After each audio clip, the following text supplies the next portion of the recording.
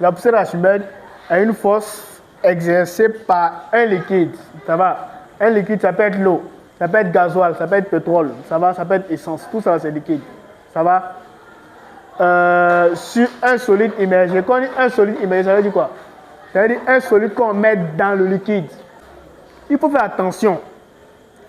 Tant que tu es dans un exercice là, si on ne t'a pas dit que le solide là, on plonge un solide dans l'eau là, c'est que tu n'es pas dans un exercice de poussée d'Archimède. Je répète.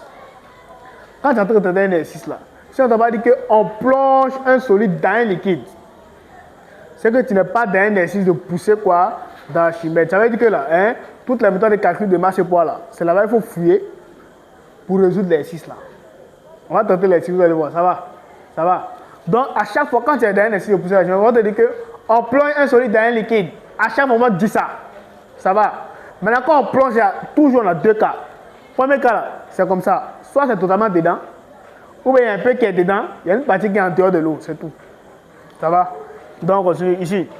La poussée d'Archimède est une force exercée par un liquide. C'est-à-dire que le liquide s'appelle l'eau, gasoil, pétrole, essence. Ça va. Sur un solide immergé, ça veut dire un solide qu'on met dans l'eau. Et vous voyez, c'est aussi le poids du liquide déplacé. Le poids du liquide déplacé